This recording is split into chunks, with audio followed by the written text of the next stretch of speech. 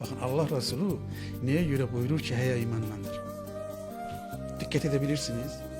Heya imandandır. İman sadece 5 defa namaz kılmak değildir. İman sadece hacca gitmek değildir. İman peygamberin giyindiği kimi giyinmek değildir. Ben Azerbaycan'da yaşıyorum. Ben Azerbaycan'da kimi giyinmek isterim ya. Peygamberin sünneti, peygamberin yediğini yemek değildir. Peygamberin bağladığını bağlamak değildir. Peygamber deviye minib. Şimdi biz Bakıda deviye minib işe gideceğiz. Ay cahil adam. Peygamberin sünneti bilsen nedir? Peygamber hiç yalanlamış mı? Peygamber hiç haram yemedi. Peygamber cenneti kadınların ayağının altına koydu. Sevinç Hanım bak düşünün siz. Hazreti Fatime eve gelir. Daha doğrusu peygamberin oturduğu bir yere gelir. Balaca kız uşağı. Hazreti Fatime cemsi 28 yıl yaşaydı. Allah'ın Resulü bakın kızı Fatime onun olduğu bir mekana gelir. Dikkat edin. Lütfen kişilere müracaat ediyorum. Oğlanlara müracaat ediyorum. Evinde kız olan, anası olan, bacısı olan, hanımı olan, vicdanı olan herkese müracaat ediyorum.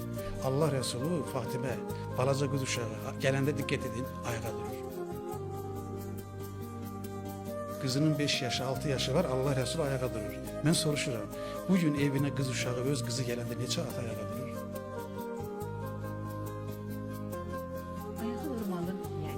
Yani ayağa durmak nedir? Bakın Arap toplumu kadını ezen bir toplum idi. Aşağılayan, satan, diri gök. Yani Araplara deyir ki kadın bu kadar değerlidir ki Allah'ın seçtiği Resul onun için ayağa durur. Peygamberin hareketine sevinç var. Böyle bakacaksınız. Örnek olmak ister. Bir şeyi yıkır, onun yerine bir şey inşa edir. Neyi yıkır? Kadın insan değil. Kadını öldür, sat, köleleştir, istediğin kadar istismar ele anlayışını, yani cehalet zihniyetini yıkır, yerine cenneti ayaklarının altına koymuş olduğu bir kadın obrazı inşa ediyor. Bakın. 3 kızı böyüden ele veren ananın yeri değil cennettir. Ay Allah'ın Resulü benim 2 kızım var, benim de yerin cennettir mi? Evet senin de yerin cennettir diyor. Bakın sonra neyini? Cemiyetin necə?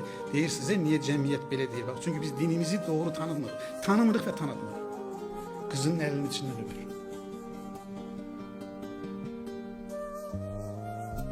Üç, sen benim anamsın deyir. 4, Allah Resulü'nün oturduğu yerde kimse oturamazdı. Kızın öz yerinde oturdur. Allah Resulü ömründe 2 adamın elinden öpür. Bakın görün kimin elinden öpür. Biri bir sahabesiyle belediye yolda görüştü, salamlaşanda sahabenin elinin içindeki kabarlar Allah Resulü'nün eline dokundu. Gördü ki eli çok serttir. Neden böyledir dedi. Ey Allah'ın Resulü, bu ellerle ailemin halal kazancını temin etmek için bu eller gece günü çalışır, ona göre kabardır. Bakın Allah Resulü ne söylüyor. Onun elinden öpür ve deyir ki Allah'ın sevdiği eller bu ellerdir.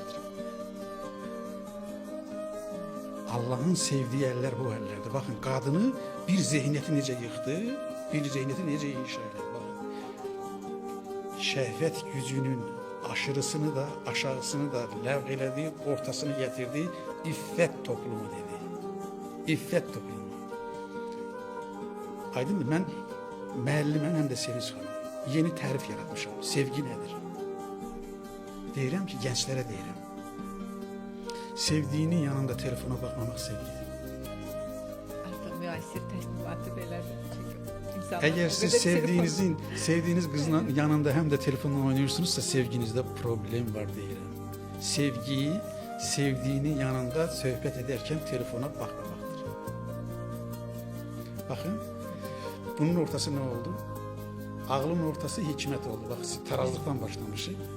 Şehvet duygusunu, şehvet bir güçtür. Biz ona menfi mənə yüklüyük. Xeyr, bizə şəhvət verən Allah'a hamd olsun.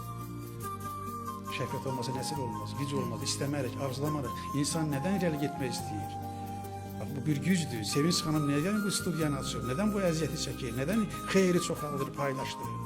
Onu da deyim ki çok hayırlı bir işin içindesiniz. Çok teşekkür ederim. Allah buyurur ki xeyri yayanlara gözləmədiyi yerdən qapacaq. El-Hak Allah dediyse açacaq onlar. Siz xeyri yaymağa devam edin. Bakın xeyri yaymağın özü xeyirdir. Bəzən insanlar dua eləyir Sevinç xanım. Mənə deyir ki, mən dua edirəm, Allah mənim duamı qəbul etmir. Deyirəm ki, qardaş, bacı, xanım, dua etməyin özü qəbul olunmuş duadır. Dua eləyən insansan, artıq nə istəyirsən? Dua eləyə bilmək özü böyük bir iş. Nemətdir. Dua nədir? Bir yaradan var. Mən acizəm deyir Allah. Baxın, ben bura qədər gətirdim Allahım, mənə sən yardım elə. Allah insanın sevinç xanım böyüməsini istəyir. Deyir ki, sənə verdiyim imkanları sona qədər istifadə elə. Əgər sənə yeni imkanlar, rezerv, limit açmaq lazım olsa, onu açacağım. Quran buyurur ki, ağıl artar və azalar. Vicdan böyüyər. Bakın ağılın artması ve azalması, vicdanın artması ve azalması emeğe bağlıdır. İstifade ederseniz artar, etmezsen öyle. Bak indi insana verdiği üçüncü bir güç de var Seviniz Hanım. Orada dengeni necə quracaq? O da nedir? Qəzəb gücü verir insana. Öfke. Necə güclü diyeceğim bak. Artığı nedir? İfratı. Her şeyde biz dengeden danışıyoruz. Onu diyeyim ki İslam denge dinidir, terazlık dinidir. İslam her şeyin tarazlıkta olmasını istiyor. Qəzəbin artığı, bakın, artığı insan haklarının pozulmasıdır. Qəzəb mənfi güce çevirirlər ve karşındakini əzər. Mən deyən olmalıdır, sən əzəcəm, sən mənə itaat edəcəksən deyər. Qəzəb gücünü bura xərcləyə bilərsiniz. Buna niye Allah izin verir? Çünkü insan iradeli varlıqdır. Qəzəbin sıfırlaması nədir? Zəif nöqtəsi nədir? Qəzəbi olmayan insan özünü qoruyamaz. Qəzəb bizi qoruyan gücdür. Bir pislik var, qəzəblənirsən. Bu pislik niye var? Niye gücünüz əvvəl? Bax, içinizdəki qəzəb gücü hərəkətə keçirir. Siz hərəkətə keçirir. Peki qəzəbin ortası nədir?